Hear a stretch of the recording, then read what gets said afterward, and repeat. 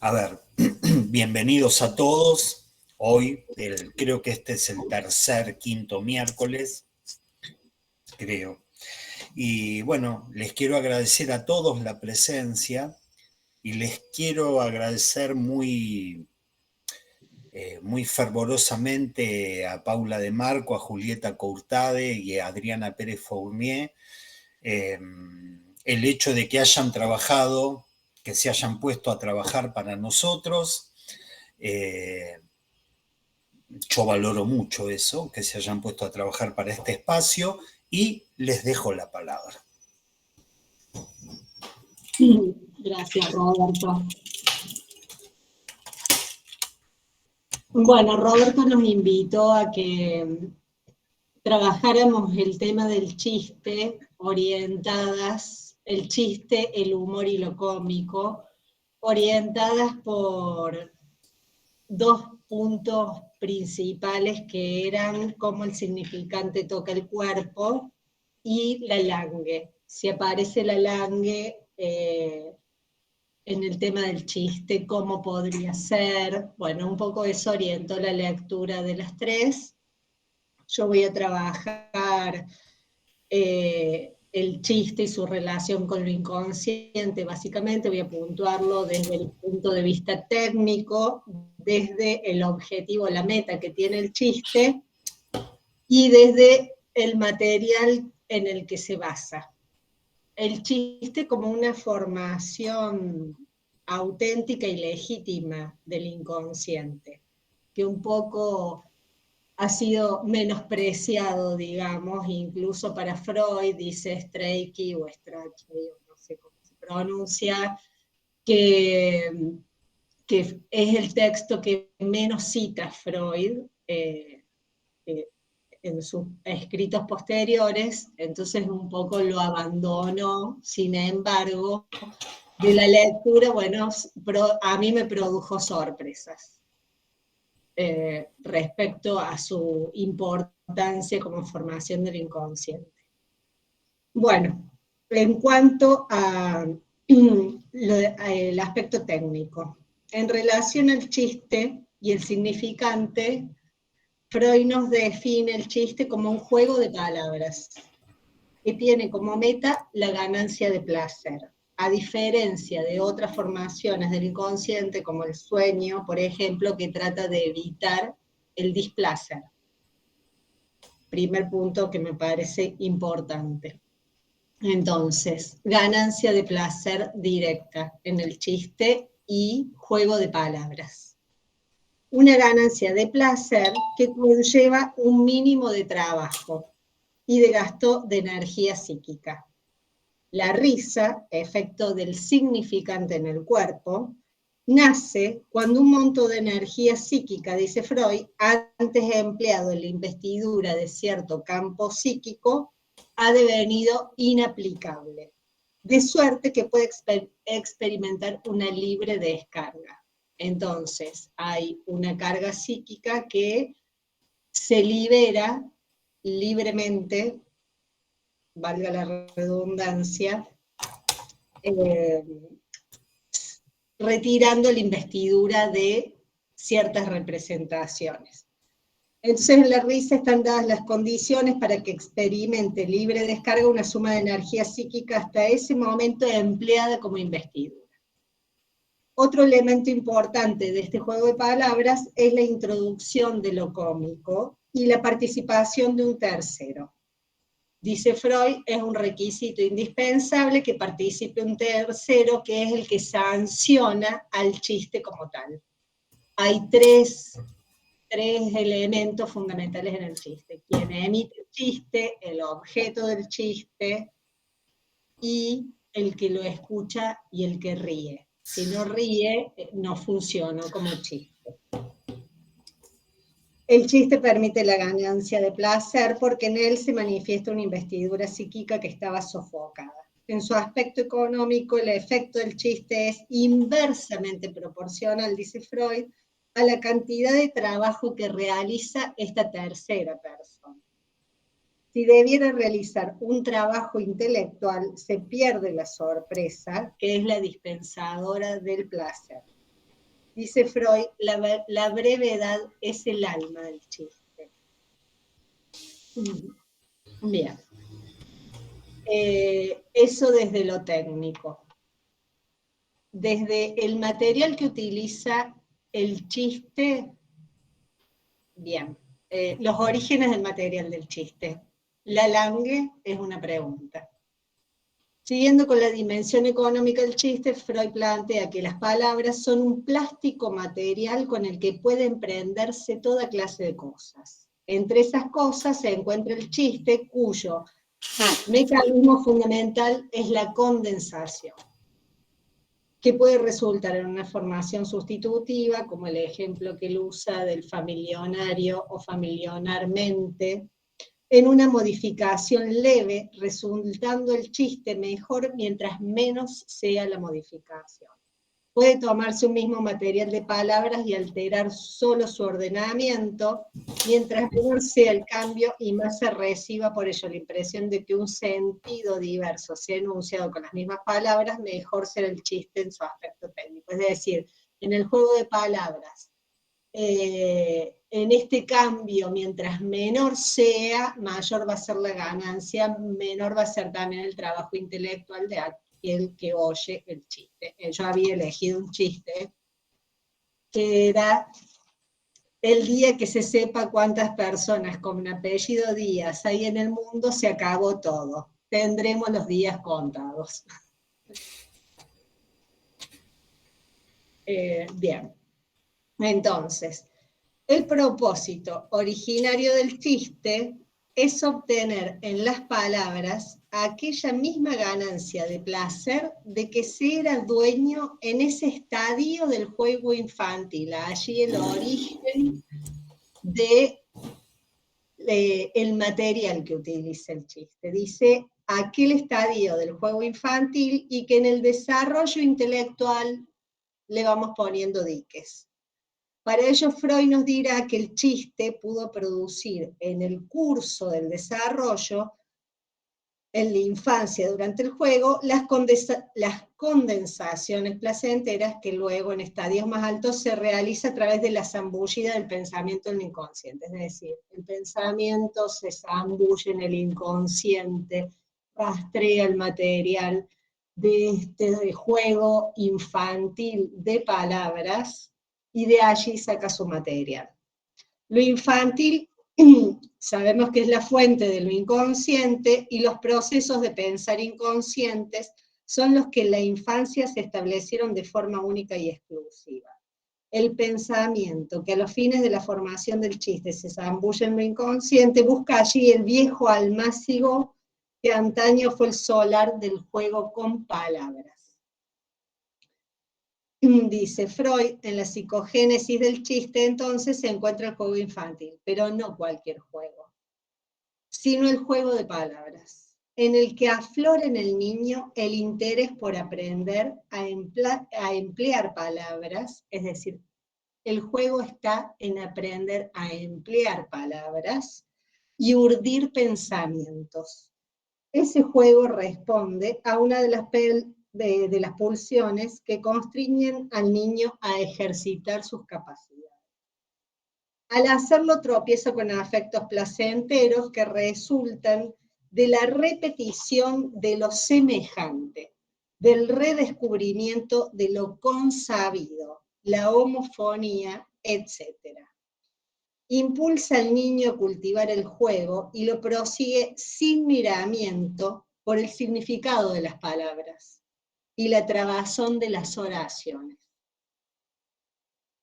En esto que leía me llamaba la atención que utiliza el redescubrimiento de lo consabido en este juego de palabras. Me llamaba la atención lo consabido de antaño, de lo ominoso. Me resonaba, lo dejo ahí, para pensarlo yo, más adelante. Bueno, un juego con palabras y pensamientos motivados por afectos placenteros sería el estadio previo al chiste. El niño jugando y gozando con los sonidos de las palabras más que con su sentido. Es allí en donde ubicaría la intervención de la Lange en la producción del chiste. Aquel uso del significante para gozar y no para intentar comunicar.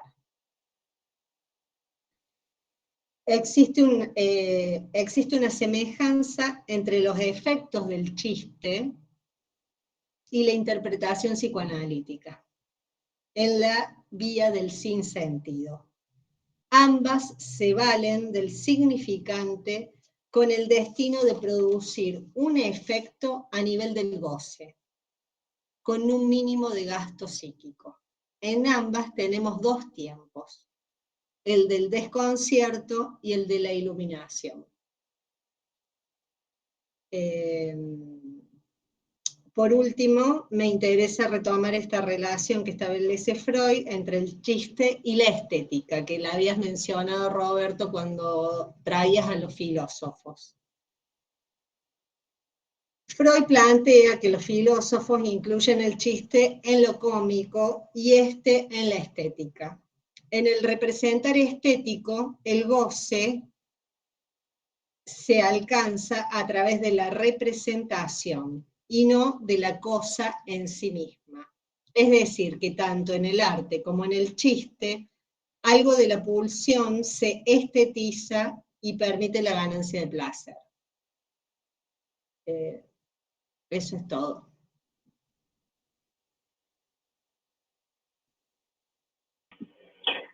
Bueno, gracias, Julieta. Bueno, antes de empezar agradezco por el espacio a Hugo, a Roberto. Roberto, a todo esto Juan, muchísimas gracias por enseñarme Espero poder hacer, después cuando termine, presentar el videíto que nos aportó Adriana. Si nos da la conexión del Wi-Fi y las conexiones neuronales. Bueno, que en este espacio hablar de las conexiones neuronales no hace chiste, digamos, no tiene que ver con nuestros voces hablar de eso, ¿no? Esto no es neurociencia. Bueno, y ya que estoy con esto, aprovecho para contarles algunas, como les decía, Roberto nos mandó a chatarrear, nos propuso eso. Buscar para los compañeros que son extranjeros, chatarrear es como buscar en la basura metales, cositas de la chatarra es como metálica, ¿no? Bueno, yo me encontré algunas chatarritas de lujo entre el humor, que es un texto de 1927, y lo que ella había dicho del humor en el texto del chiste, que es de 1905. Así que voy a tratar de transmitirles algo de eso. Hay algo que dice, antes de meterme estrictamente con la cuestión, que es, bueno, habla en un momento acerca en el chiste, ¿no? De que el plus de investidura de atención tiene que estar libre. O sea, por ejemplo, uno no le va a ir a contar un chiste a alguien a quien se le murió la madre en el velatorio, ¿no? Quedaría como un poquito desubicado, porque toda su atención de alguna manera está puesta en la situación que se supone que si se pone mal porque le falleció la madre, uno no le va a ir a contar un chiste. Entonces, esa atención tiene que estar como investidura libre, dice, ¿no? Flotante, digamos. Y para eso, el chiste, lo cómico, se sirve de algunos recursos auxiliares. Uno de ellos es el placer previo, dice, y habla del principio de placer previo. Algo ligado al acto sexual directamente, ¿no? Esto lo había trabajado en 3 ensayos de la teoría sexual, donde él se preguntaba cómo podía ser que el placer estuviera ligado a algo que aumentaba la atención, ¿no? Porque en el placer previo aumenta la atención, sin embargo hay placer. Bueno, ¿cómo podía ser esto? Bueno, obviamente que no voy a explicar todo eso, pero bueno, en el texto del chiste, referencia de lo cómico, el humor y qué sé yo, habla del placer previo, dice placer previo sobornador, también usa esa palabra, y que todo eso sirve para aligerar la descarga, para servir a un desprendimiento de placer mayor. ¿Por qué traigo esto? Porque tiene que ver con el seminario 20, básicamente, para no olvidarnos que estamos en ese contexto Me parece que tiene que ver con el goce fálico, el otro goce, bueno, un montón de cosas que fuimos viendo en el seminario, pero también para invitarlos a dejar la investidura libre y que si a alguno se le ocurre hacer algún tipo de asociación, un comentario respecto de algún otro seminario que no sea el 20, sobre el que tengan más trayectoria de lectura, les agradecería mucho que lo hagan. Tal vez hacia el final, ¿no? Pero como, bueno, o quizá otro día, qué sé yo. Bien, entonces, les decía, es de 1927 el humor, pero en 1905 él arranca hablando de ese texto, diciendo que había hecho un abordaje económico de la cuestión del humor y que lo asoció al ahorro de sentimiento. Él había dicho entonces que el chiste era un gasto que se ahorraba, un gasto de inhibición, ¿no? Un gasto de inhibición ahorrado. Lo cómico, o sea, uno tiene una inhibición, ¿no? Supongamos algo grosero, se lo ahorra y lo larga ahí con el chiste.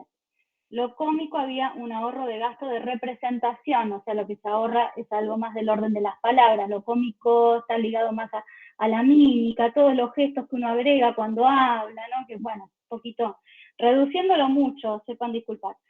Y el humor tenía que ver con un ahorro entonces en el sentimiento, repitiendo esto del talante de la infancia que un poco contaba recién Julieta. Dice que el humor está entonces en términos generales más cerca de lo cómico. En la página 216 dice que el humor es un recurso para ganar placer a pesar de los afectos penosos, se introduce en lugar de ese desarrollo de afecto, lo reemplaza frente a una situación en que de acuerdo con nuestros hábitos estamos tentados de desprender un afecto penoso y es ahí que influyen sobre nosotros ciertos motivos para sofocar ese afecto instatum ascendi, dice. Bueno, a veces frente a una situación que de acuerdo a nuestros hábitos, nosotros podemos pensar, para aquel entonces, 1905, las fijezas libidinales, fijezas pulsionales, la repetición un poco más para adelante, compulsiones, el goce. Bueno, algo corta. Se pregunta, ¿y por qué? ¿Y cómo es que influyen en nosotros estos motivos para sofocar el afecto? Bueno, se hacía la pregunta, ¿qué le pasaba a la persona que podía producir el placer humorístico? Y entonces da un ejemplo del humor negro, que es como medio emblemático, pareciera, del tema del humor, según lo planteaba acá, y da el ejemplo del reo. Resulta que había un tipo, que capaz lo conocen, el chiste reconocido, el reo, que lo iban a matar, y lo iban a ejecutar un día lunes. Entonces el tipo agarra y dice, vaya, empieza bien la semana, ¿no? Bueno, no los veo reírse mucho, digamos. Freud en una parte decía que el chiste hacía que se rían a mandíbula batiente, dice. No los veo. El próximo quinto miércoles trabajaremos el psicoanálisis y el bruxismo, o los chistes malos. Bueno, dice entonces, que es una observación certera, la verdad, que al mismo tiempo es disparatada, las dos cosas, porque la verdad es que no iba a haber más sucesos para él esa semana. Dice que es propio del humor hacer un chiste de ese estilo, prescindiendo de todo cuanto singulariza ese comienzo de semana respecto de otros, desconociendo diferencias que podrían motivar sentimientos penosos. Califica como grandeza del alma lo que permite esa afirmación en su ser y el extrañamiento de algo que lo desesperaría, ¿no? Piensen volviendo al ejemplo del reo. O sea, una cosa es, eventualmente todos nos vamos a morir y lo sabemos. Otra cosa es saber, en 5 minutos te vas a morir. O, atravesando este pasillo te vas a morir, ¿no? Es desesperante. Bueno, ahí parece que pasa algo con el humor. Pensaba en la clínica, en los pacientes a veces cuando... Perdón, es para morirse de risa. Claro, gracias. Se me ocurrió eso. Gracias, Adriana.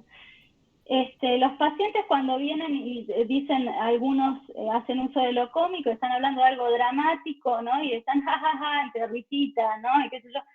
Y que uno ahí a veces, ¿qué hace? Pedirle que despliegue, ¿no? Le pregunta por cómo es eso, ¿no? Que contás tan gracioso. Y algunos pacientes se enojan, ¿no? Por eso. Dice, bueno, vos me entendés, ¿no? Vos me entendés lo que te quiero decir.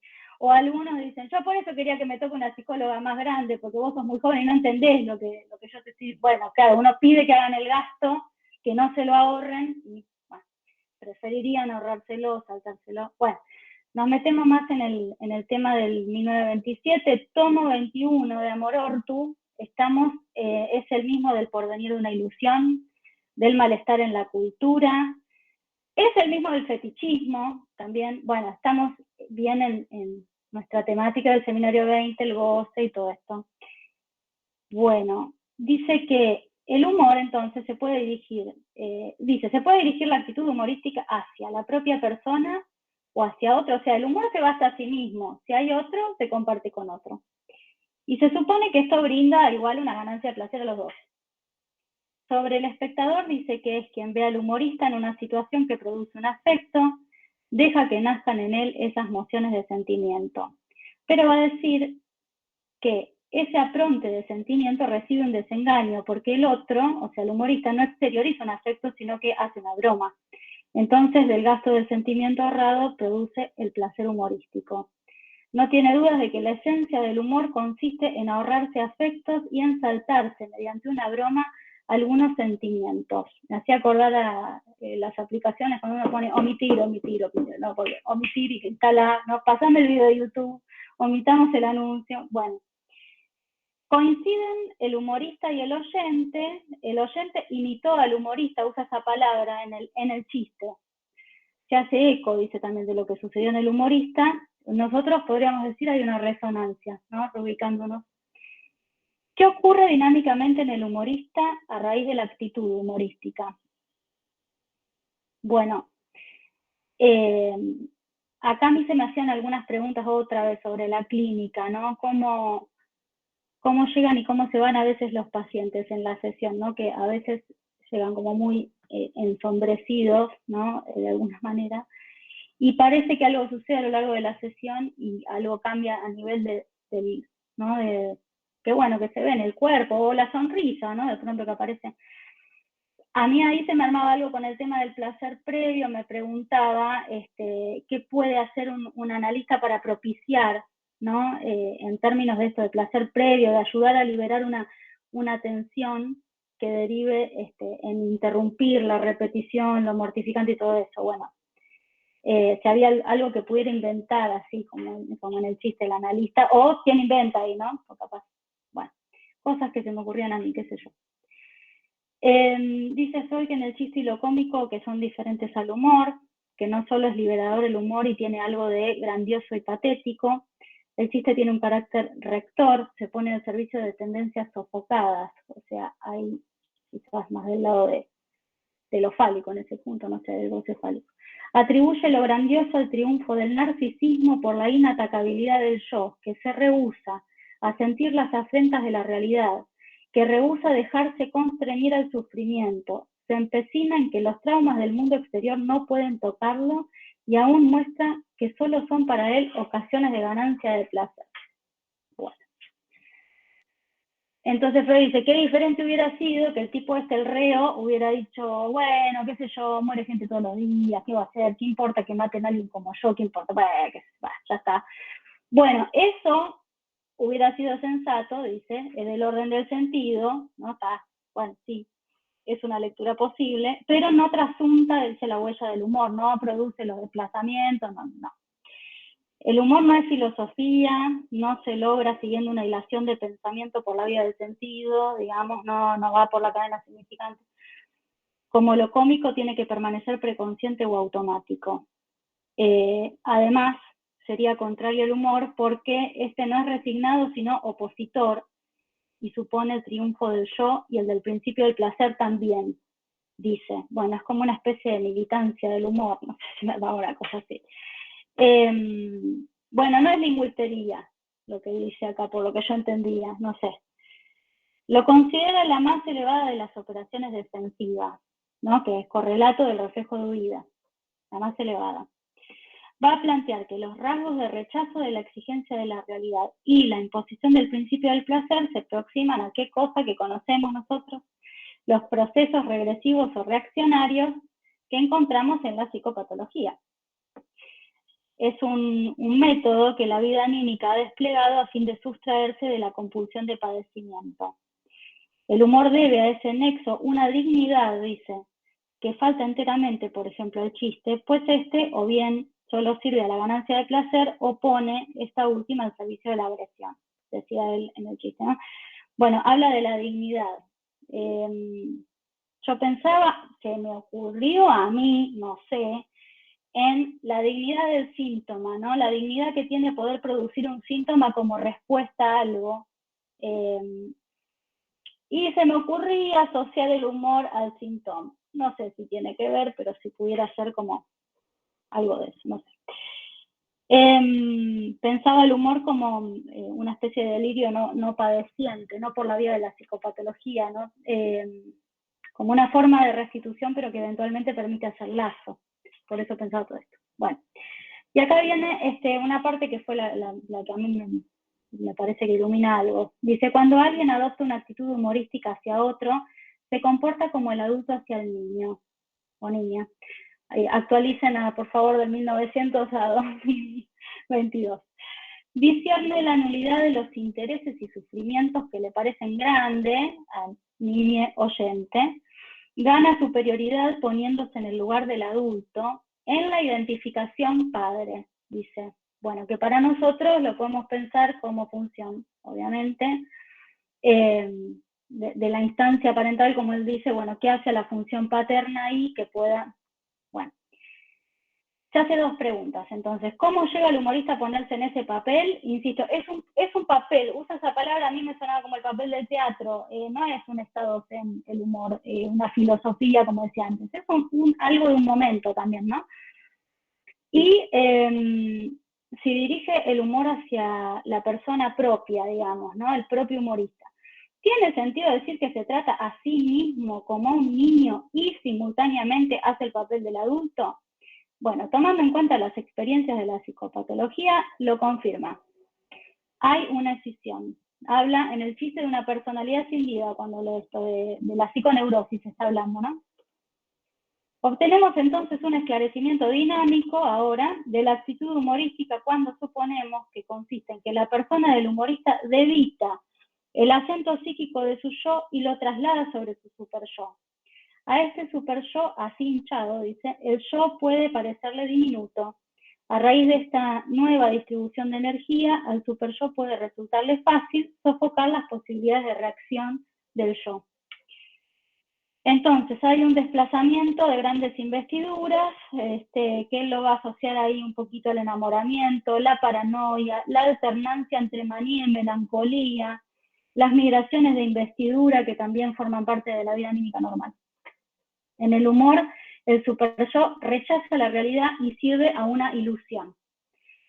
Lo que conjetura del humor tiene analogía con lo que sucede en el campo del chiste. En la génesis del chiste, un pensamiento preconsciente era liberado por un momento a la elaboración inconsciente, ¿no? A jugar con la langue, que decía Julieta. Bueno, y el chiste sería entonces una contribución que lo inconsciente presta a lo cómico. Entonces plantea que de manera semejante el humor sería la contribución que lo inconsciente presta a lo cómico por la mediación del superyo. O sea que ese superyo que tenemos por tan severo y no sé qué muchas veces, yo por lo menos, bueno, que lo tenemos como, ¿no? Así, como ligado a las compulsiones, a todo lo mortificante, lo que hace pasar, bueno, acá habla de que genera una ganancia de placer. El placer humorístico no alcanza la intensidad de lo cómico en el chiste, en el sentido de que no se desfoga en risa franca, dice, no baten las mandíbulas, pero atribuimos un valioso carácter sin saber muy bien por qué, porque esto mucho sentido parece que no tiene, a este placer poco intenso, lo sentimos como particularmente emancipador y enaltecedor. La broma no es lo esencial, dice que es como una muestra. Bueno, lo esencial es el propósito que el humor realiza. Quiere decir, véanlo, ese es el mundo que parece tan peligroso. Un juego de niños, bueno, nada más que para bromear con él, ¿no? Y desde el humorista, ¿no? En el texto del chiste, lo que el humorista se diría a sí mismo es, yo soy demasiado grande, ¿no? En el sentido de grandioso, para que estas situaciones puedan afectarme de manera penosa, como algo así. Bueno, ahí es para pensar, ¿qué puede hacer un analista? ¿No? Volviendo a la clínica, ¿qué puede hacer un analista que puede operar de esta manera? ¿No? Bueno, nada. En el humor, el super yo habla de manera cariñosa y consoladora del yo amedrentado. Tenemos mucho que investigar sobre la esencia del super yo, dice Freud ahí. Bueno, capaz es algo de lo que quiso hacer Lacan con esto del otro voce. Agrega que no todas las personas son capaces de la actitud humorística, que es un don precioso y raro, y que muchos hasta son incapaces de gozar del placer humorístico. Bueno, por último a mí se me ocurrieron unos ejemplitos no clínicos, pero breves de esta cuestión de cuándo es que la instancia parental puede hacer algo así de super yo cariñoso.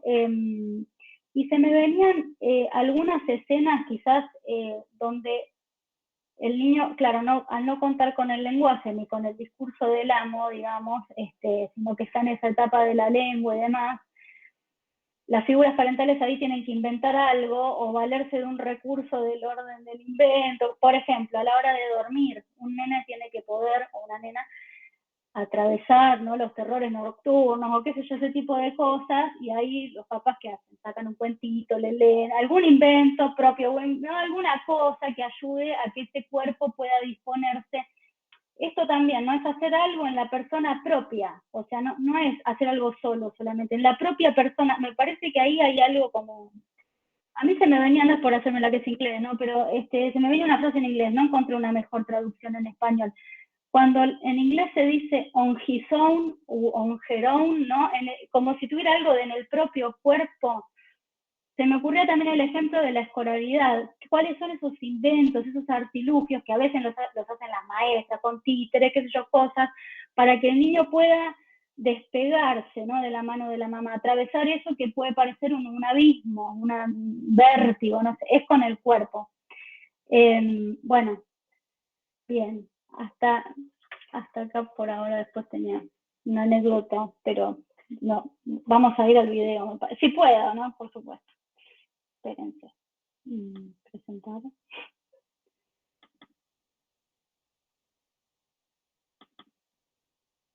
A ver. ¿Se ve ahí? Ustedes díganme. ¿Se ve lo que estoy compartiendo? Sí, Paula. Va.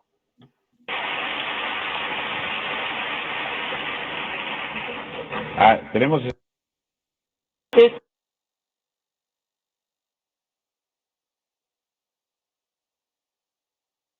Bueno, ahora, después de este breve intervalo, con un tema tan serio que el que venimos trabajando, ¿me escuchan? ¿Sí? Bien. Un poco de risa, un poco de humor, un poco de lo que Julieta y Paula un poco fueron desplegando en relación a el chiste, el humor y lo cómico, ¿sí? Por ahí lo que podemos, en principio de este video, que bueno, todos, siempre, aunque uno los vuelva a escuchar a los Lelutier, siempre nos vuelven a hacer reír, ¿no? Entonces, ¿qué es lo que provoca en ellos, o qué nos provoca, digamos? Esto es ese efecto del juego del significante, ¿no? Es tan interesante. Bueno, me toca a mí, en este tema, que es un tema serio, insisto, y le puse como título El chiste y su relación con Lalang. De algún modo, bueno, tanto Julieta como Paula hicieron puntualizaciones muy, muy buenas, interesantes. Tal vez yo me detenga un poquito más en algunas cosas que ellas ya han situado, ¿sí?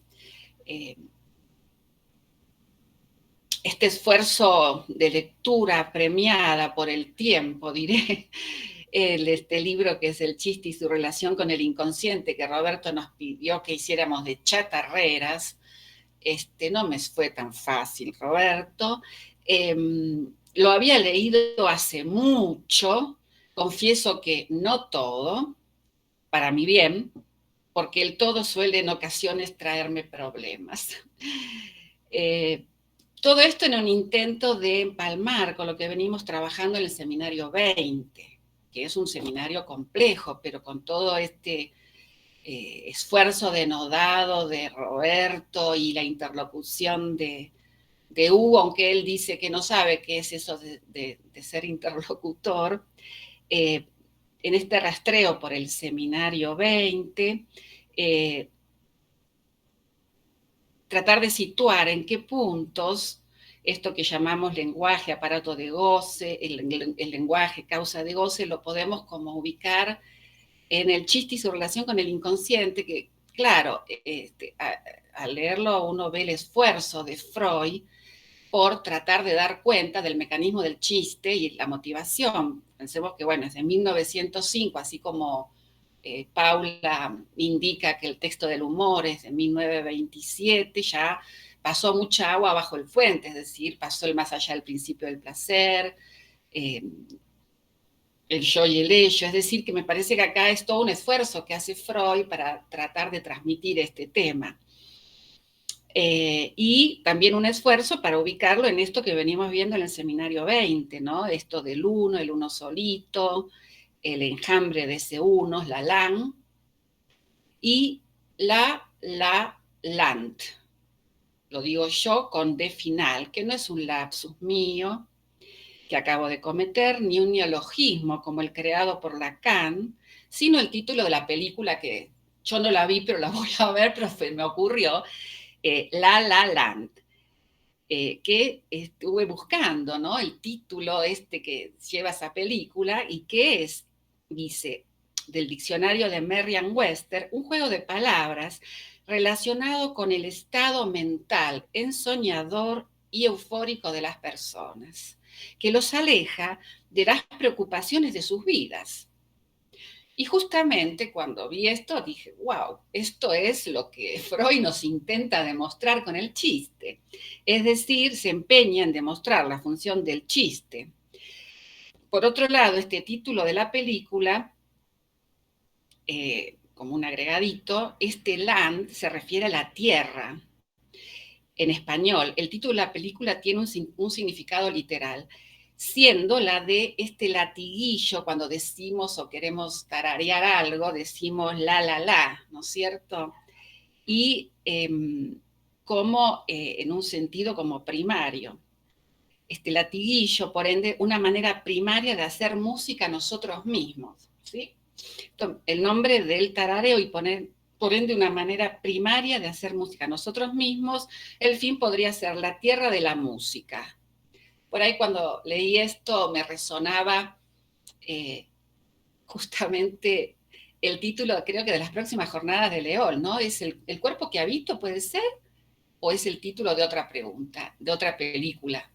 Pero bueno, por ahí hice una asociación. Ahora, en nuestros términos psicoanalíticos, la, esos primeros laleos de un bebé, las primeras cosquillas en el cuerpo, por ahí esto que hablaba Paula, ¿no? Cuando el bebé y el que está al cuidado del niño busca una expresividad, a ver, haciendo cosquillas, haciendo monigotadas el adulto para ver y poniéndose tan contento cuando el niño se ríe, ¿no? Es decir, esto del significante que toca el cuerpo, que es lo que ya nos indicaron Paula y Julieta. Volviendo a esto del lapsus de Lacan, que es un lapsus que él comete en la clase del 4 del 11 del 71, pasa del inconsciente estructurado como un lenguaje a decir el inconsciente estructurado como la langue. Y lo cito ahí esto, un poquito atrás lo que viene diciendo. Dice, en fin, 10 años antes se había hecho otro hallazgo que no era malo tampoco con respecto a lo que debo llamar mi discurso. Yo lo había empezado diciendo que el inconsciente estaba estructurado como un lenguaje. Habíamos encontrado un caso formidable a los dos tipos que mejor habrían podido trabajar en esa línea. Y hilar este hilo le habíamos dado un poco de lindo trabajo. Y acá es donde comete el lapsus y él se está queriendo referir a Laplanche, ¿no? A Laplanche, y su diccionario de psicoanálisis, y dice vocabulario de filosofía, y ahí se corrige y dice, ¿qué digo? Vocabulario, y yo me estoy equivocando, como se dan cuenta, vocabulario del psicoanálisis. Y él dice, ¿ustedes ven el lapsus? En fin, eso vale por Lalande, es decir, se quería referir a el comentador de ese diccionario, y dice, y alguien que escucha dijo, ¿qué dijo Lalande? ¿No? Y él dice, sí, dije Lalande. Lalande, como lo escribo ahora, no tengo pizarrón. Bueno, escriban Lalande en una palabra, es así como lo escribiré de ahora en más. Miren qué cultivados son, entonces no se oye nada. Es la acústica. Querrían hacer la corrección, no es una D, es una G. Me acordé por eso del título de la película, porque es La La Land, ¿no? Y ahí vino toda mi asociación. Yo no dije el inconsciente está estructurado como la lengua, perdón, sino que está estructurado como un lenguaje. Y volveré sobre esto más tarde. Bueno, esta cita la traje no para entrar en el seminario sino por de cómo a partir de esto, que es algo que seguramente ya Lacan venía trabajando, le permite hacer este giro. Bueno, volviendo yo ahora al chiste y su relación con el inconsciente, en esto de tratar de ubicarlo del significante sobre el cuerpo, Lacan lo trabaja, bueno, en el seminario 5, que es un momento en el cual está en su enseñanza tomado la égida del inconsciente, allí el inconsciente estructurado como un lenguaje, es decir, y sus operaciones fundantes, metáfora, metonimia, como ya se ha dicho, correspondientes a lo que Freud aisló, condensación y desplazamiento para las operaciones del sueño, el inconsciente, las formaciones y el chiste, que serían la vía regia justamente que apuntan, acá es donde voy a ir tratando de saber, de situarlo a donde quiero ir, que apuntan a la reducción de este sentido que se desliza entre los significantes, S1, S2. En tanto, el sentido llama siempre a más sentido. Podemos decirlo en términos más lacanianos, un exceso en términos de goce. Y la vía, digamos, que es un poco la que veníamos siguiendo en relación al seminario, la que podemos pensar que sería la vía por la cual transcurre un análisis, sería la vía de la reducción de ese sentido, es decir, ir hacia un cierto vaciamiento de sentido. Entonces, en este punto, pegando el salto del seminario 5, vamos a encontrar nuevamente en el seminario 24, que es en una clase, que acá citaré, del 19 del 4 del 77, nuevamente que Lacan toma la referencia al chiste, para ir en esta vía de ir hacia un significante nuevo, un significante que ya no representa, no tiene sentido, ¿no? Entonces lo cito, dice, si ustedes son psicoanalistas, verán que es el forzamiento por donde un psicoanalista puede hacer sonar otra cosa que el sentido. El sentido es lo que resuena con la ayuda del significante, pero lo que resuena, eso no llega lejos, es más bien flojo. El sentido más bien tapona. Bueno, también acá él va a hacer referencia a la poesía, la poética de Dante, la poética china, pero el chiste, ¿no? Y dice, no es del lado de la lógica articulada, aunque yo me deslice allí, dado el caso, que hay que sentir el alcance de nuestro decir. No es que haya nada que merezca hacer dos vertientes, lo que enunciamos siempre, porque esta es la ley del discurso como sistema de oposiciones. Es incluso eso lo que nos sería necesario superar. La primera cosa sería extinguir la noción de lo bello. Bueno, esto de lo bello me gustaría que después me ayuden a pensarlo un poquito más, aunque lo tengo por ahí. Nosotros no tenemos nada bello que decir. Es de otra resonancia que se trata a fundar sobre el chiste. Un chiste no es bello, no se sostiene sino por un equívoco, ¿sí? Por un equívoco, o como lo dice Freud, por una economía. Ahora voy a por ahí a volver, o tal vez insistiendo sobre lo que ya trajeron Julieta y Paula, en esto de la economía. O sea, Freud, acá lo cita Freud, no se sostiene sino por un equívoco, como lo dice Freud, por una economía. Nada más ambiguo que esta noción de economía, ¿sí? Pero se puede decir que la economía funda el valor. Y bien, una práctica sin valor. Esto es de lo cual se trataría de instituir para nosotros. Bueno, esto lo dejo para que, bueno, si después se da la conversación, poder pensarlo, ¿no? Bueno, dejo esto por ahora y voy a ir nuevamente al chiste, al texto, subrayando algunas cuestiones que ya citaron Julieta y Paula. Bueno, en principio el witz, Lacan lo dice, lo sitúa más como agudeza, pero tiene distintas traducciones, ingenio, gracia, etc.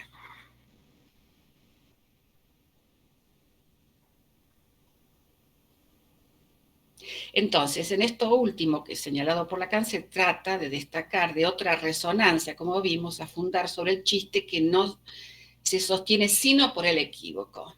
Esto que también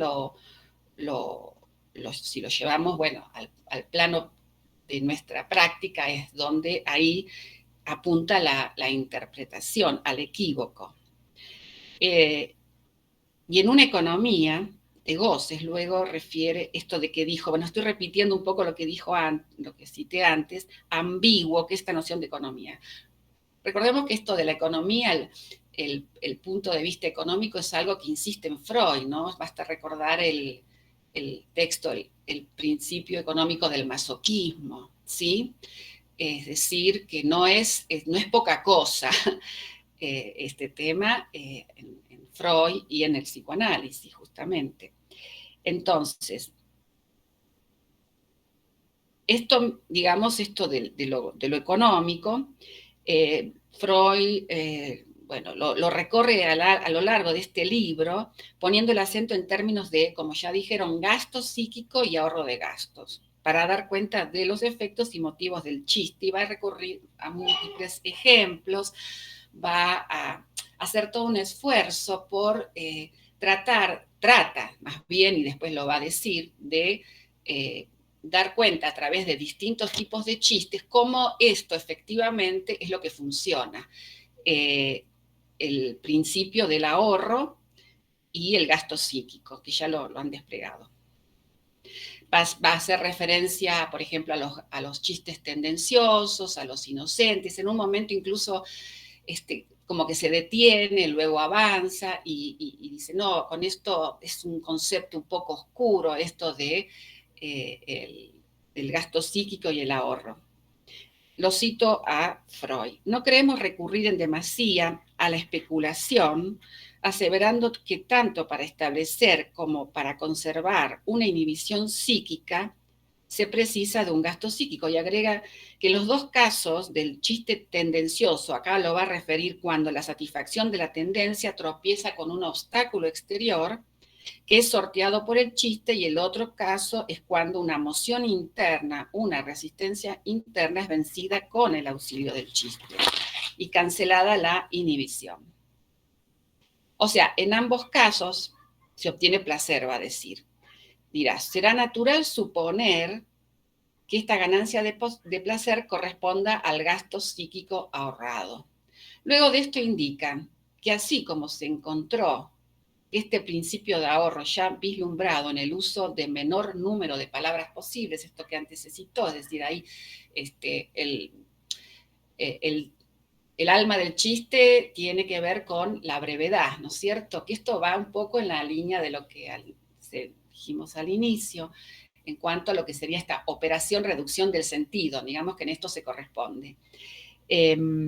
el menor número de palabras o el empleo de palabras idénticas. Aquí, en el chiste tendencioso, por ejemplo, dice, indica, vislumbramos en un sentido más vasto el ahorro de gasto psíquico en general. Entonces ahí concluye puntuándolo. Más adelante, en la página 94, va a decir, el servicio que el chiste presta a su tendencia posibilita la satisfacción de una pulsión. Digamos que esto de lo pulsional lo va a nombrar, pero no lo encontramos así en montones de lugares. O sea que por ahí esto sería la chatarrita, Roberto, no sé. Porque justamente todo el tiempo está hablando de esto, pero no es que lo diga así nombrado lo pulsional, ¿sí?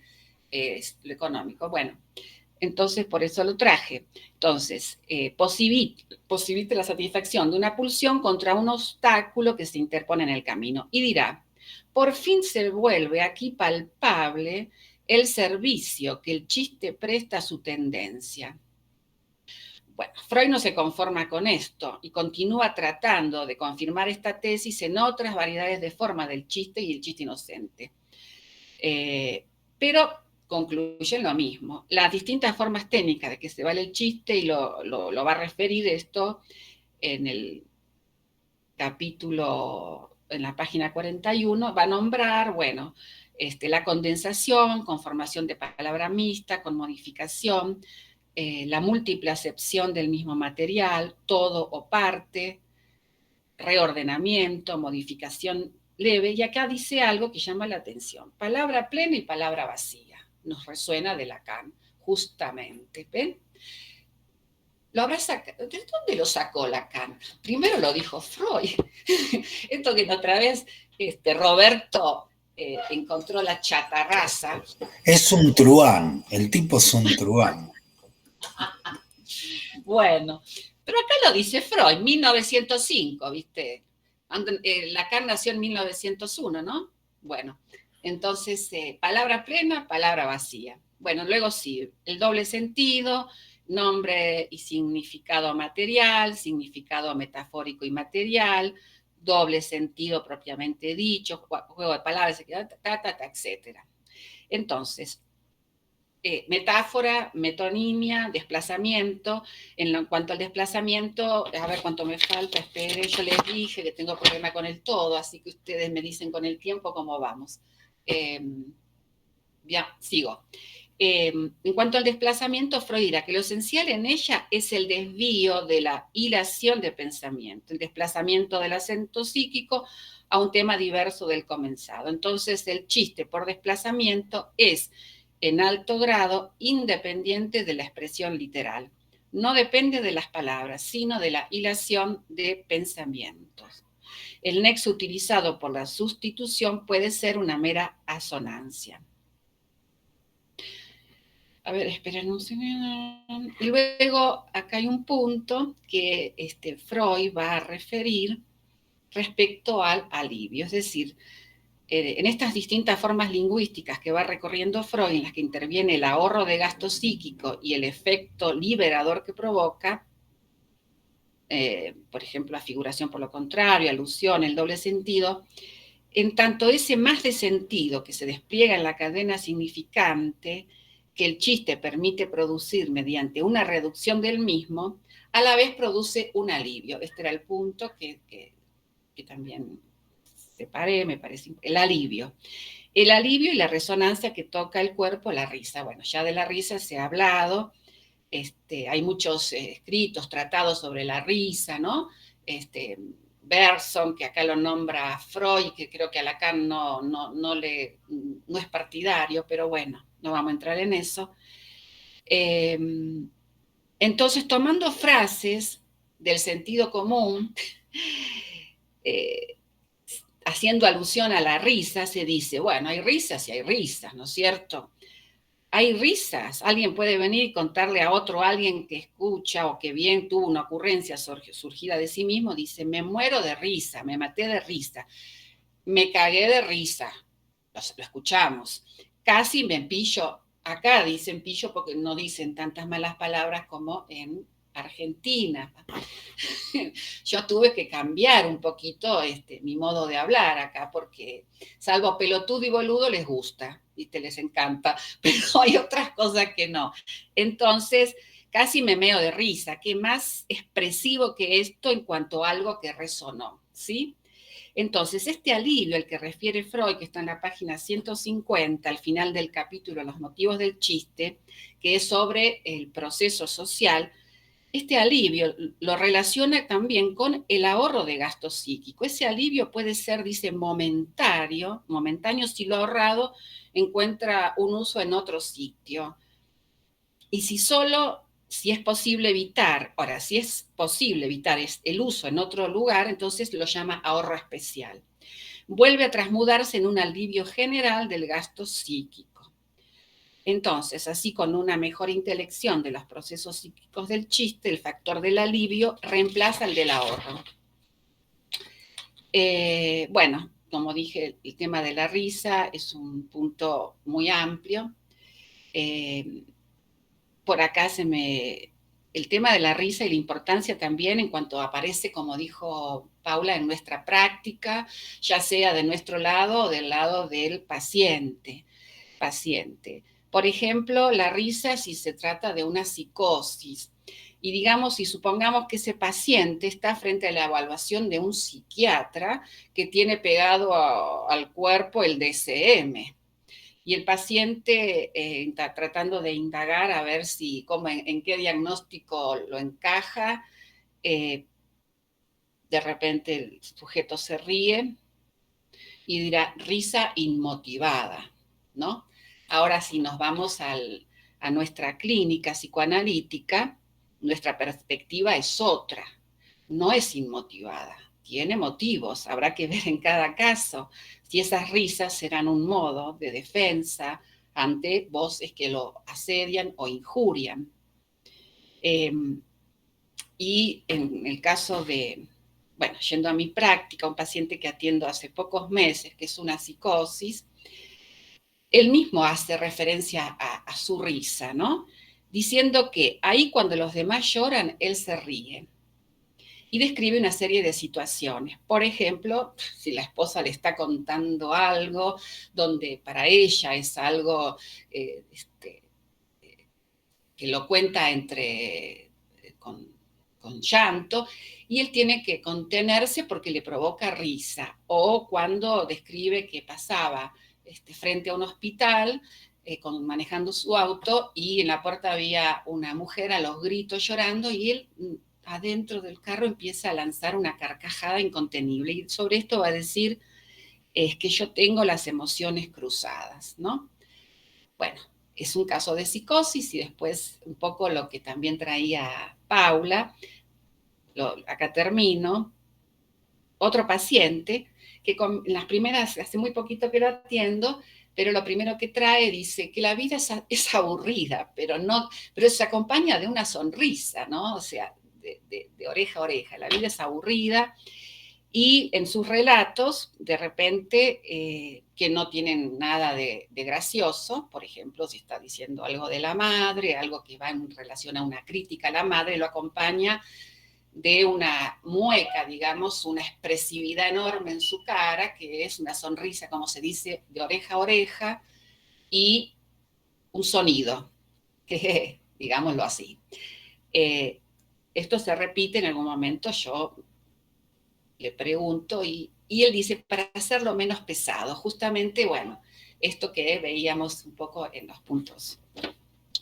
Y del lado del analista también, porque a veces hay ocurrencias que adquieren el valor de una interpretación que se constatan posteriormente cuando el paciente lo trae, donde en aquel momento, si podemos decir, produjo un cierto desconcierto en el paciente y también en el analista, lo digo para pensarlo.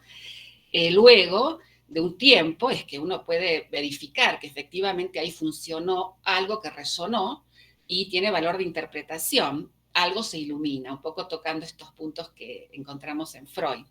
Bueno, acá dejo, en realidad hay mucho para extraer de este texto, pero hasta acá llegué. Hasta acá llegué como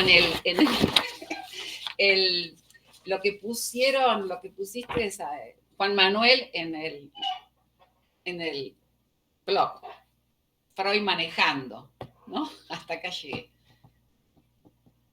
Bueno, veamos. Bueno, de nuevo quiero agradecerle a las tres. Y me parecieron tres testimonios, porque de alguna manera son testimonios del chatarraje, vamos a decir así. En Argentina, en los grandes centros urbanos, tenemos como mucha experiencia de lo que es el cartoneo. ¿No? Que el cartonero sale a encontrar, no es que sale a buscar específicamente una cosa, sale a encontrar. Y me parece que han encontrado cosas, ¿sí? Yo tengo mucho y muy disperso para decir, por lo tanto me parece que no agregaría demasiado a lo que trajeron ustedes, prefiero que conversemos, sea que los que han venido tengan preguntas para hacer, o sea que ustedes tres, alguna de ustedes tres, quieran decir algo más allá de lo que han traído preparado, digamos como impresión personal. Insisto, no quiero hacer comentarios ni puntuaciones, pero me gustó mucho cuando escuché, che, a mí esto me resonó tal cosa, porque me parece que hay algo que se capta en Freud, más allá de lo que Freud quiere decir. Termino haciendo algún pequeño comentario. Uno busca a Freud y lo trata de buscar, incluso donde Freud dice una cosa, uno trata de escuchar algo más de lo que dice Freud. Por ejemplo, creo que fuiste vos, Paula, me parece, o no, o Julieta, cuando traía, o las tres hablaron del chiste y la pulsión. Y Freud tiene una idea de que hay como una especie de satisfacción pulsional, una especie de satisfacción estetizada de la pulsión a través de las palabras. Es como si dijese uno hace un chiste y hay como una satisfacción pulsional ahí que se podría dar de otra manera, pero acá se da a través del juego de palabras. Y algo de esto Freud también trata de ubicar en lo cómico, en el humor, digamos por el lado de lo pulsional, porque él pensaba la satisfacción así. Y Lacan ahí mismo, trata de tener una perspectiva que para nosotros, a la altura del seminario que venimos trabajando, es, si se quiere, más materialista. Dice, hay una satisfacción material en la medida en que el significante, y acá lo traigo de Aristóteles, es causa material de la satisfacción. No se trata de la pulsión. No se trata de la pulsión. Nosotros ya conocemos esa satisfacción y el goce fálico y su partener de objeto A. Acá se trata de una satisfacción material que tiene que ver con nosotros y las palabras. Por eso él juega palabra en francés, la dimensión, la traducción más chata de palabra es mot, M-O-T. M-O-T, cuando uno dice, bueno, ¿cuántas palabras hay? Usa la expresión M-O-T, mo, ¿sí? Y Lacan habla de materialismo. En vez de materialismo, hace surgir la lang en esta encriptado, en esta cifra que es como si yo dijese material. ¿En qué sentido? En que las palabras mismas son causa de goce. No hace falta pensar la satisfacción, por eso él trae todas estas clases de la otra satisfacción. Ya hemos estudiado el goce fálico, pero lo busca en el mismo Freud. Por eso me encantan cuando dicen, che, encontramos esto que va del lado de llevar agua para nuestro molino, que es el molino de Lacani, que él a veces no te lo cuenta, no te dice lo saque de este lado, ¿sí? Pero si sigo hablando, voy a hacer una puntuación y trato de escaparle a eso. Sigamos hablando. Les doy la palabra a los... Si no, sigo hablando, pero ya no es... Prefiero que charlemos.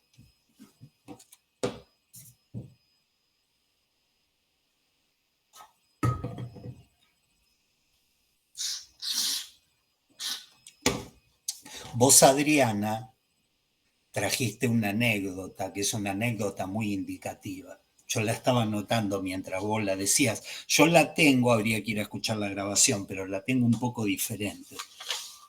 Porque hubo un principio, un lapsus. Principio, un lapsus de Lacan, que quiere criticar a Laplanche. Laplanche y Pontalis hicieron el diccionario del psicoanálisis. Pero él quiere criticar a Laplanche sin nombrar a Laplanche. Entonces, en vez de decir el diccionario de psicoanálisis, dice el diccionario de filosofía. El diccionario de filosofía, un clásico, yo no lo tengo, yo tengo el Petit Robert, pero hay un clásico que es el Lalande, no el Laplanche, el Lalande. Entonces, él queriendo criticar a Laplanche, dice el que escribió el diccionario de filosofía, se aviva que había tenido un lapsus y hace un chiste sobre ese lapsus.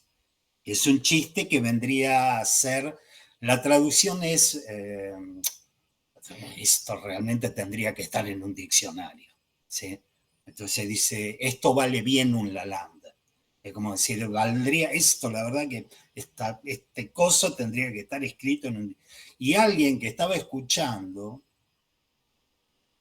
él no quiso decir Laplanche, dijo, cela vaut bien un Lalande, esto bien vale un Lalande, y alguien está escuchando y dice, Lalande. O sea, un chiste, un lapsus, redoblado por un chiste, rematado por un malentendido, y Lacan acá trae esa dimensión del significante caracterizada por el absoluto malentendido y la absoluta equivocidad y la absoluta resonancia. Porque la Lalande, la Laplanche, la Lange, y vos traes la Lalan, y podríamos, la, Fito Páez y Spinetta, uno podría ir en nuestro fantasma, nosotros hablamos y nos queremos entender, queremos comunicarnos. Esa es la noción de la lengua para la lingüística. Pero Lacan dice, si yo quiero hablar de la lengua, según la experiencia psicoanalítica, lo que subyace a todas las formaciones del inconsciente es esta equivocidad. Es como si agarrase todas las formaciones del inconsciente y dijese, el inconsciente está hecho de una especie de equivocidad hecha de resonancias que yo llamo la langa. ¿Sí? Es como lo que subyace, es lo más primario, está mal dicho, pero digamos lo más, es con lo que juegan los nenes, de mil maneras. ¿A quienes que son padres acá no les ha pasado de que un hijo te diga, me volvés a contame el cuento del tiburón? Y uno se lo cuenta casi igual, pero se equivoca, una palabra lo dice diferente. Y te dice, no era quedó solo, era quedó abandonado. Y uno dice, ¿por qué esa cosa de la literalidad? Freud ahí, siguiendo Aristóteles, siguiendo otros autores, trataba de encontrarle el sentido de por qué tiene que decir abandonado. Y Lacan te dice, no le busques el sentido a eso. Eso es material. Es como una marca. Él está esperando otra vez encontrar el abandonado en el relato literal del cuento, en el relato literal, y si vos se lo cambiás ya no tiene lo mismo. Yo pensaba, hasta ahora nosotros habíamos tenido hablábamos del enjambre, de la imagen lesa. ¿Sí? A mí se me ocurría inventar una imagen también, que tenía que ver con, ¿vieron esos animales? Se me ocurría el león o el leopardo, que cuando nace, la cría, la mamá le da lambidas. Vieron que, no sé, algunos dicen porque se alimenta, eso instintivamente es para alimentarse de no sé qué cosa que había, la placenta, bla. Otros etólogos dicen las lambidas que les da la mamá leopardo, es como una especie de acogida libidinal. Lo lame, le da su olor y después vuelve a encontrar entre todos los leopardos a su cachorro, porque el cachorro es el que tiene el olor que ella le dio. Es decir, lo que anoticia de la acogida libidinal del cachorro del leopardo en el mundo de los leopardos, en el mundo materno, son las lamidas o las lambidas, para decir bien. Bueno, los seres hablantes, las lambidas, son marcas de la langa. Tengo un ejemplo, no sé si es dale. breve y no sé si sea oportuno a lo que estás diciendo, pero cuando mi hijo era muy chiquito, hace muchos años, a esta altura de jugar con la LAN, vivíamos en un barrio en Boedo, justamente, Roberto, parece que hay psicoanálisis en Boedo. Bueno, que es un barrio por donde cruzan unas avenidas muy grandes, por donde pasan camiones, bueno, y a mi hijo le encantaban los camiones, se paraba a ver los camiones, ¿no? Mirá, y yo le iba diciendo desde mi ignorancia, mira, eso es una grúa, eso es un camión, es un colectivo.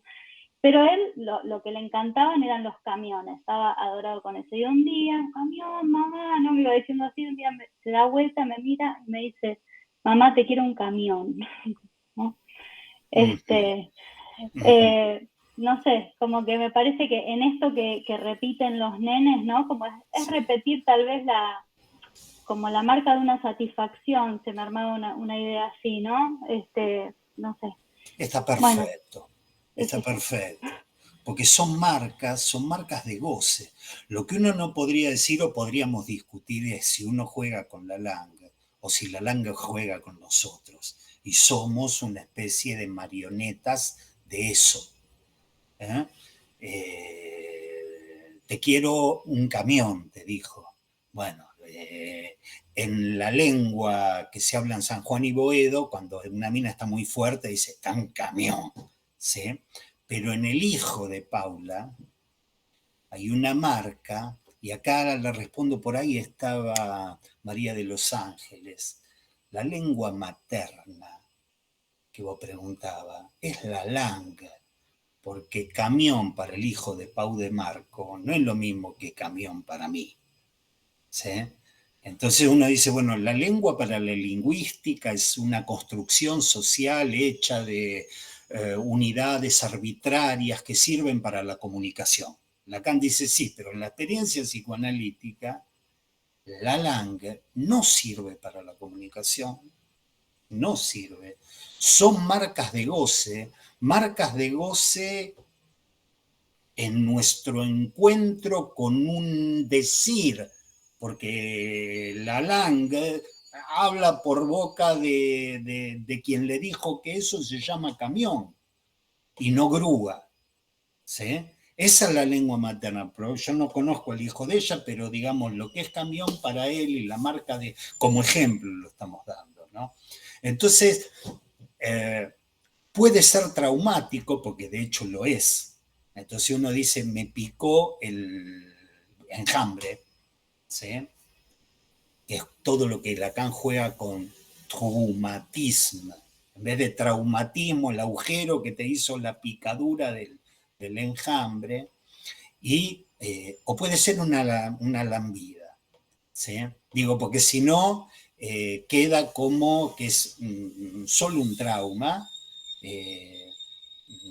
pero Bueno, ya ya va se pareció cariñoso. ya va el inconsciente del hijo de Pau de Marco, va a ser una elaboración de saber sobre eso que en algún momento le vino y le gustarán las minas muy bonitas porque son un camión.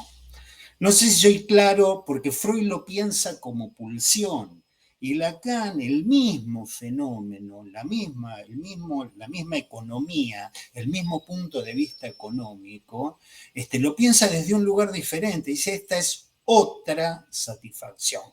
Y me pareció que el chiste era un buen lugar para ir a buscar esto. A mí se me abren muchas preguntas, pero de verdad muchas preguntas, porque el humor, lo cómico y el chiste son cosas diferentes.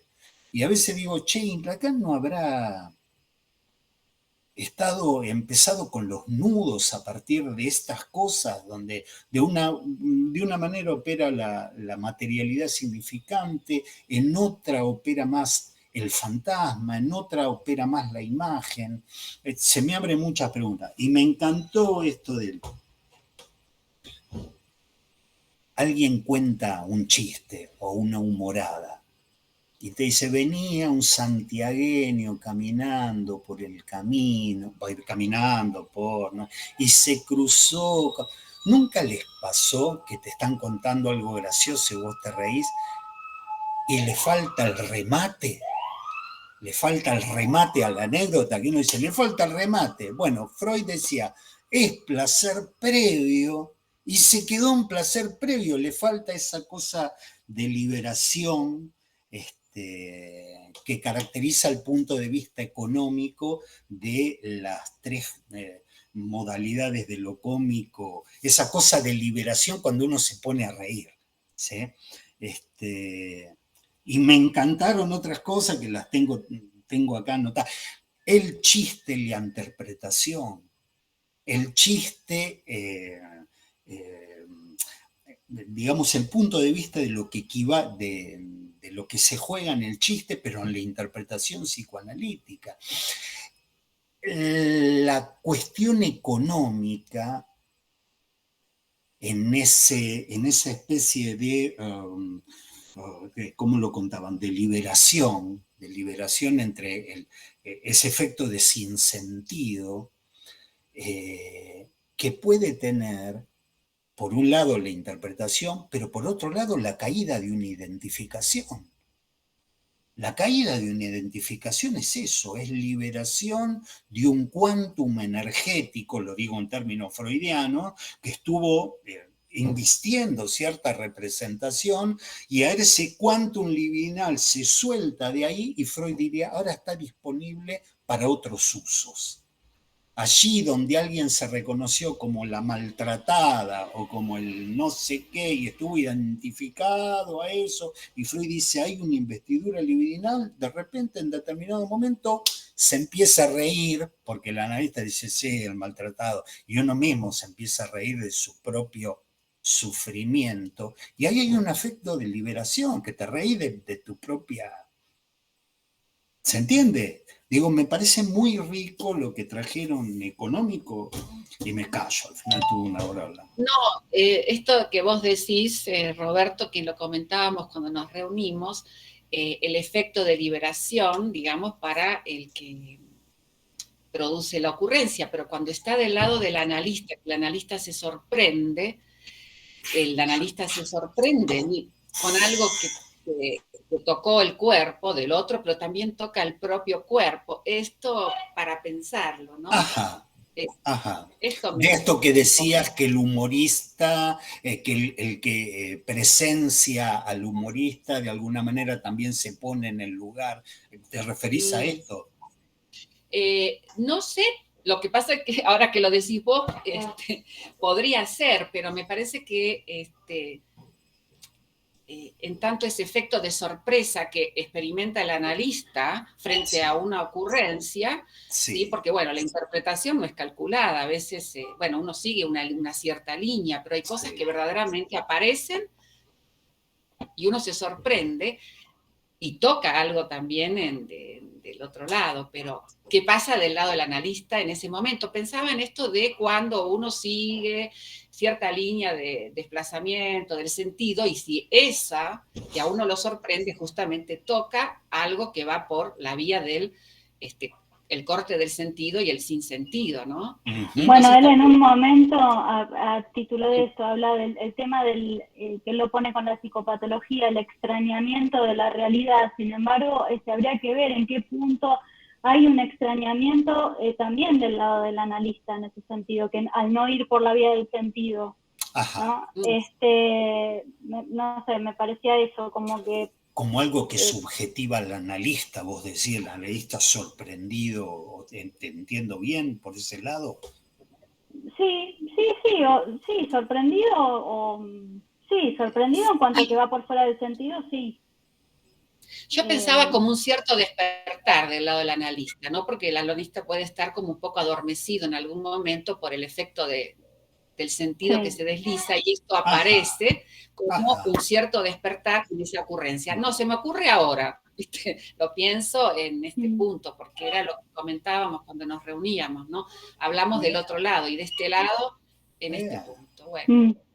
A mí me parece fantástico, porque uno dice, bueno, despertar en relación a la acción del analista, perturbando las defensas, bla, bla, bla, pero el despertar siempre del lado del analizante, más allá del principio del placer y más allá de la matriz fantasmática. Y acá viene de Guayaquil o de Cuenca, vos sos de Cuenca. Cuenca. Bien, viene del despertar del lado del analista. O sea, no nos privamos de nada, porque son cosas plausibles para pensar. Son plausibles para pensar, ¿no? Como que no hay un atravesamiento en determinado momento que te constituye como analista, sino que también hay iluminaciones o, digamos, cosas repentinas donde vos... Es que el tema es que me parece como que es goce, y la cuestión es quién se posiciona en qué lugar respecto de ese goce. O sea, esto es lo que a mí me quedaba. Es goce también el de bueno, otra cosa, ¿no? Pero... Bien, un discurso. Sí, a mí me pasó, le puedo contar una muy breve de un caso que atendí muchos años y que yo diría que estaba un poco adormecida. Y de repente, a ver si me acuerdo, le indico a la paciente, porque era todo un relato de sufrimiento, de cosas, etcétera, ¿y usted no tiene algo bueno que me pueda contar? Me salió de no sé de dónde, pero eso fue un giro que la tuvo pensando y pensando y pensando, una mujer que trabajaba muchos años, detenida, administrativa, en el Consejo Provincial, y ella era una abogada de hecho, porque se encargaba de resolverle las cuestiones que fulano y mengano tenía con el jefe, pim, pam, pum. Me quedé pensando, esto que nunca lo había traído, la llevó, fue y vino, hasta que me empieza a contar que ella siempre quiso ser abogada. Quiso ser abogada, actualmente es abogada, y comienza a estudiar a distancia, ¿no? Y tenía, como ella le había hecho juicio al alcalde de la ciudad en algún momento por un tema, la cuestión, por ahí lo voy a tratar de reducir, la cuestión es que es tanto el entusiasmo que ella encuentra en esto, que encuentra lo que quería, lo que buscaba, que como cambian de jefe y la tenían, cuidado con esta porque esta le hace juicio a todos y no sé qué, entonces la mandan a la bodega. Y ella estaba feliz de la vida, porque en la bodega, entre las cajas, se pasaba estudiando. Entonces estudiaba, y finalmente se recibe de abogada y sale. Pero esa ocurrencia, no sé cómo llamarlo, que yo diría, estaba un poco dormida yo en este relato, y algo que surgió así dio vuelta todo un giro. Fue un despertar de los dos lados. Tiene que ver con lo que plantean el chiste del disparate, ¿no? Fue disparatado decirle, che, me estás aburriendo. No me acuerdo exactamente si fue eso o cómo es. Usted nunca habla de lo que quiere hacer o algo así, ¿no? Simple como esto, pero bueno, ese es el punto de lo que hablábamos del lado del analista en este despertar. Bueno, María de Los María de los Ángeles. Ángeles está levantando la mano. Hola, ¿se escucha? Bajito. Bajito. Bueno, primero agradecer por este recorrido en los textos de Freud y la filigrana que se teje y una conversación tan agradable. Roberto, quería comentarte esto que me hace pregunta, porque lo he visto repetido, lo he visto en diferentes lugares, digamos, que me parece del orden de lo cómico, en donde se juega la cuestión de la sorpresa, la cuestión de lo que agujerea las certidumbres del sujeto y al mismo tiempo esta posibilidad de reírse un poco de lo que puede ser muy amenazante para la vida. He visto muchas veces cuando la gente atraviesa la calle y de pronto, bueno, en Europa esto no pasa con tanta frecuencia, digamos, que en otras partes donde la gente se vuela un semáforo, por ejemplo, y le salió la moto o un coche, lo que sea, y en el instante posterior a que no la agarró el coche o no lo agarró, y si va con compañía, la gente se destornilla de risa. Es decir, hay ese momento en donde se cree poder pasar eso sin que ocurra nada. Hay una sorpresa, te puede llevar la moto, te puede llevar un coche y puedes quedar vuelto trizas. Pero la reacción de la gente, y si es un grupo de chicas, por ejemplo, se sueltan a reír. Me ha llamado la atención esto.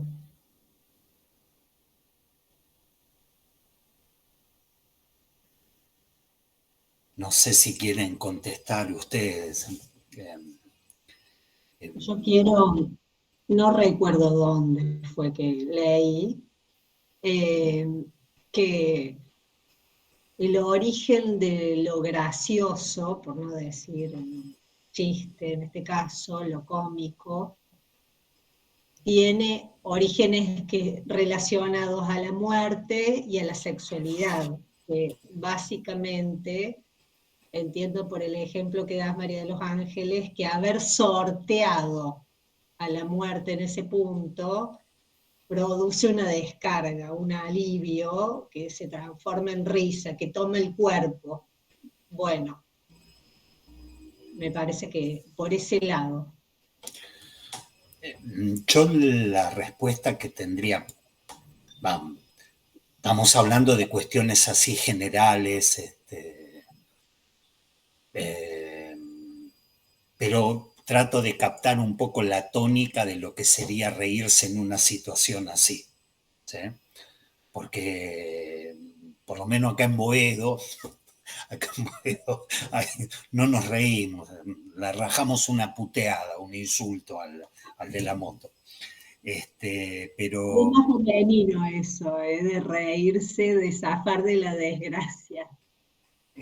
me parece que la respuesta mía va del lado tuyo, del lado de lo cómico, ¿sí? Y de dos dimensiones a diferenciar, que primero hay que diferenciarlas bien para después ver cómo se articulan, ¿sí? Una que es la dimensión primera del psicoanálisis, o por lo menos la primera en Lacan, en Freud se da un poco mezcladas, que tiene que ver con lo trágico, la dimensión de lo trágico. Porque la dimensión de lo trágico, de una u otra manera, te trae a primer plano las relaciones del sujeto con la ley. De una u otra manera, a la larga, siempre te trae las relaciones del sujeto con la ley, siempre que hablamos de tragedia, en sus diversas modalidades. ¿Sí? La tragedia edípica, que es un tipo de tragedia, ¿sí? Esa ley que te dice el oráculo, ¿sí? Uno podría decir, bueno, la ley del padre, la tragedia de Antígona, que ya tiene como otro texto, porque es la ley de la ciudad, y la ley parental, o sea, ya hay un par de leyes, y en el tironeo entre los dos se da la dimensión trágica, o unas que le gustaban a Lacan mucho, que son las tragedias de Claudel, que tienen que ver con la caída del padre, con cómo uno queda suelto por el mundo sin ley. ¿Sí? Pero siempre tiene que ver con eso. En cambio, lo cómico, las comedias, conciernen algo diferente, no es la relación de un sujeto con la ley. La comedia es lo que trae en primer plano el ser de objeto que es cada uno de nosotros, más allá de los brillos que puede tener nuestro narcisismo. ¿Sí? Yo me imaginaba, lo voy a decir así, una mujer muy bonita, un camión, una mina que es un camionazo que está cruzando San Juan y Boedo, todo así moviendo las caderas, la minifalda con los anteojos oscuros tipo Miami, y de repente no se da cuenta que cruza en rojo y le toca la bocina ¡ah! Y se pega el... Entonces uno dice, en determinado momento ha vacilado todos los brillos de la imagen y se mostró que es una boluda, vamos a decirlo, o un boludo, pongamos un tipo que estaba así haciéndose el Arnold Schwarzenegger, ¿sí? Y se muestra en un minuto, en un segundo, como una especie de relámpago, su ser de objeto. Y la comedia es eso. La comedia es una historia donde a uno le van pasando cosas, Me acordaba un capítulo de algo que se da acá en Argentina que se llama Casados con Hijos. ¿Sí? Ahora te lo paso, Juan Manuel.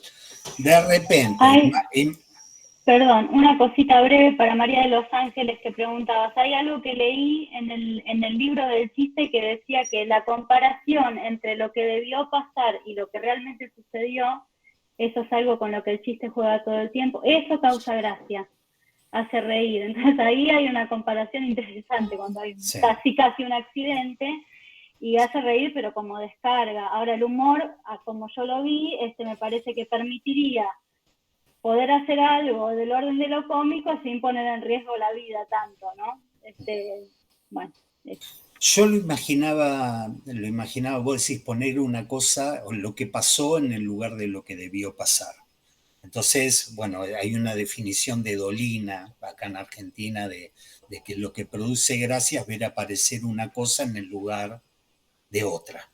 ¿Sí? Poner a Mick Jagger, el de los Rolling Stones, bailando con la música de cuarteto cordobés. Entonces uno se ríe porque aparece una cosa en el lugar donde debería haber habido otra. Yo lo decía en un mecanismo más radical, porque todo eso está dentro del fantasma. Lo decía en un mecanismo más radical. Por ejemplo, el tipo, una comedia. Un tipo va a la casa de un amigo y está la hija, que la hija es una piba muy bonita, y en un momento queda solo con la hija del amigo y se tropieza y se cae arriba de la piba. Y la piba le dice, ¿qué estás haciendo? Y en una de esas entra la madre y dice, señor, ¿qué está haciendo? Y el tipo mira a la cámara como diciendo, uy, ¿en qué quilombo me metí?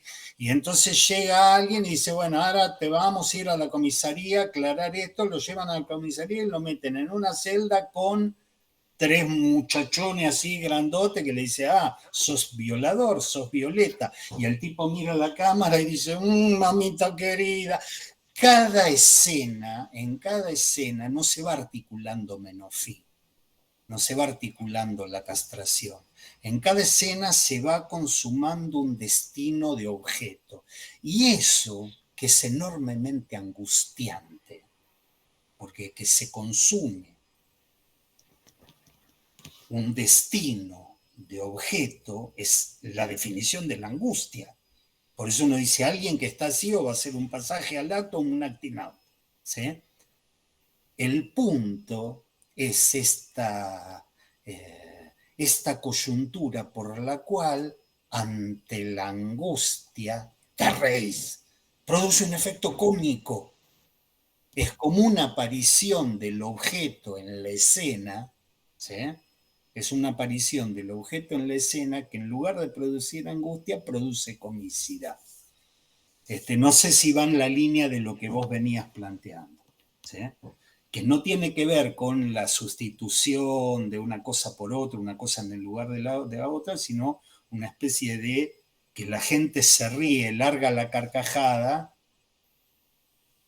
en lugar de angustiarse. Por ejemplo, un ejemplo, la top model que va bajando por la escalera y se cae. Y se cae medio, la imagen, entonces uno se ríe, pero vamos a suponer que se quiere levantar y se cae de nuevo. Y uno se vuelve a reír. Pero se quiere levantar y se cae por tercera vez y ya golpea la cabeza contra el piso. A la cuarta vez que se cae, uno se empieza a angustiar. Es decir, que hay un efecto de continuidad más allá de las representaciones, porque esto se caracterizaba, ¿cómo me lo dijeron? Que estaba divino. Un ahorro lo cómico era ahorro de gasto de representación. De representación. Eso, si uno lo lee a nivel estructural, dice, che, Freud, esto es otra cosa, no es el significante, es atinente a otra mecánica. Por eso digo, son hallazgos. ¿Por qué? Porque uno ya no dice, ay, ¿en qué sentido se cayó? ¿Qué quiere decir como sujeto? Se va cayendo, se va golpeando, te vas riendo y en un momento te empieza a angustiar. Es decir, por favor, ayuden a esa... ¿Se entiende? Es esta mecánica. Gracias. Doy la mano. Roberto, me hacía acordar al seminario 11 cuando Lacan introduce algo de lo cómico en relación a haber sido sorprendido por este lugar en el que estaba de objeto de negociación de la IPA y de algunos de sus, no sé si eran analizados en ese momento o pero bueno, ahí es cuando él un poco trae esto de el ser de objeto. Efectivamente, por ahí iba mi idea. Lo que pasa es que ahí, por ahí va mi idea. Ahí habla del super yo en un momento. Ahí habla del super yo y no usa la palabra truán, pero usa una palabra muy parecida. Habría que ubicar esa parte en el seminario 11, que yo la primera vez que leí eso dije, esto lo sacó de Freud de acá, que no está claro explicado en el seminario 11, pero tiene que ver con eso. Lo alude, pero no dice mucho más. Sí. Sí. ¿Cómo es que caracteriza ahí el super yo? Porque dice algo así como el truán del super yo. Fíjense cómo funciona ahí. Y me parece que hacía alusión a estos mecanismos que trajeron las colegas. Bueno, no me acuerdo de la palabra. Bien. Juan. Perdón, Juan. No, por favor, bueno, sin poder dejar pasar nada, el entendimiento de por qué la vocación de camionero sea tanto en Boedo. Más que nada quería agradecer, la verdad que fue fantástica la clase, me encantó, la verdad, la palabra que usaba me sedujo mucho la forma en que se les notaba implicaba con cada una de las partes que trabajaron, de cómo pusieron mucho de ustedes, ¿no es cierto?, en cada sección. Me llamó mucho la atención lo que planteaba Paula sobre este super yo agrandado, observando desde arriba ese pequeño yo, o sea, y cómo con el humor se puede producir algo de alivio ante este super yo exigente. Eso me encantó. Y bueno, después me enganché también con lo que preguntó María, y esto que estábamos hablando, yo lo pensaba también de alguna forma en la línea del por qué la gente se fascina con las montañas rusas y ese tipo de juegos en los que aparentemente estaría en riesgo la vida, ¿no es cierto? Y la exaltación que produce, ¿no es cierto? Y si estas risas, a veces como lo que estaba hablando últimamente, ahora lo último, Roberto, si se puede suponer también como esta tensión previa a la que hablaban, ¿sí? Al principio del placer, que no llega a la satisfacción adecuada y que se tiene que liberar antes de alguna manera y por eso surge también la risa, ¿no? Como una forma de alivio. Pero bueno, más que nada era agradecimiento.